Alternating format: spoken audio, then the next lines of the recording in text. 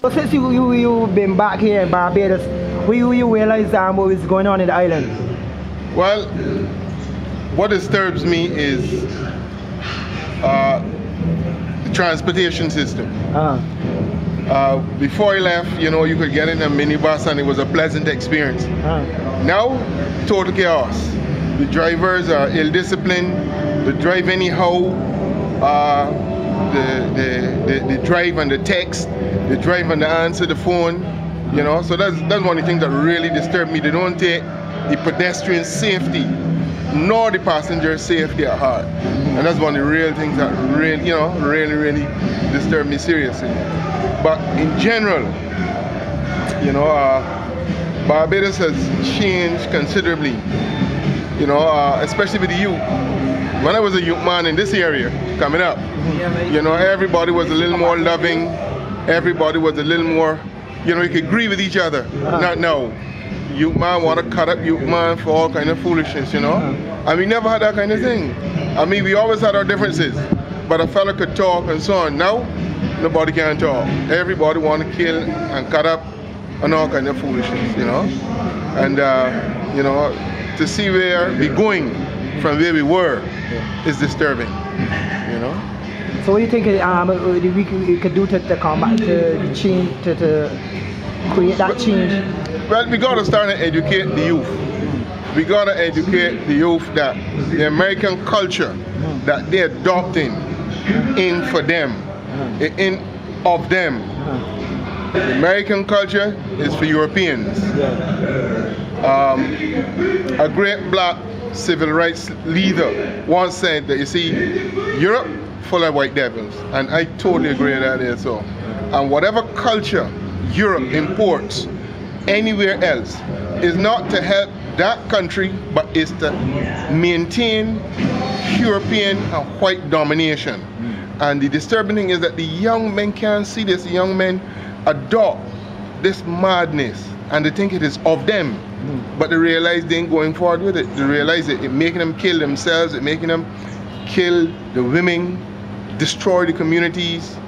So nothing ain't going forward, you see? So, since you've been here, tell me more, what about the Rastafari? Since you've been here, what you observe now about the Rastas? I haven't, since I've come back, I haven't been in the community of the Rasta, but Rasta, from time gone by, has always been the mainstay of a true life, true liberty in Barbados. But I haven't been in the midst of Rasta since I've come back. So I don't know if the fellas deviate from what I know, that the path that they've been on, or if they're maintaining it. But what I would venture to say is that regardless of what happens, some of the brothers gonna still be on the path. Some of the brothers, because some of the brothers understand the truth, and some of the brothers gonna keep on the path regardless what happens in society. But I really got to mix with the Rasta community and really see what's happening with the Rastafari here in the island. How about the island, the recession and the effect the island?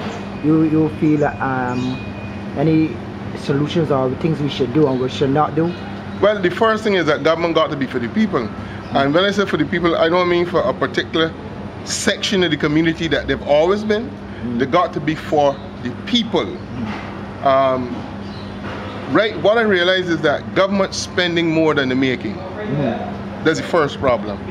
And what's disturbing about that is that they're not spending the money to help the ordinary people. We know that government has always been corrupt. We know that.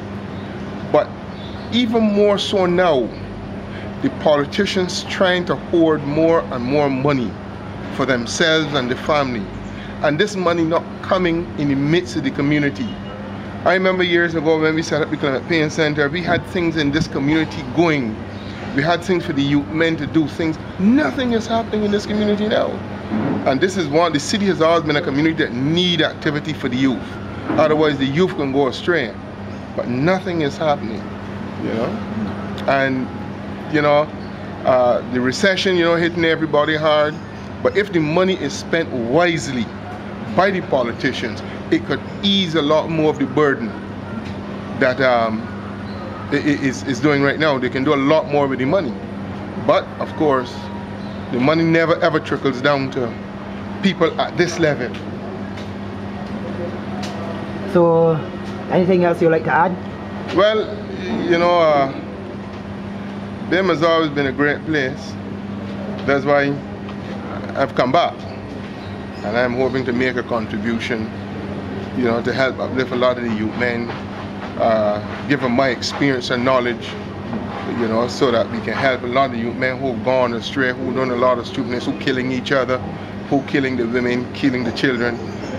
So I'm trying to see how I can fit in to play a role to help the youth to understand who they are, where they come from, and how they can fit into this overall society.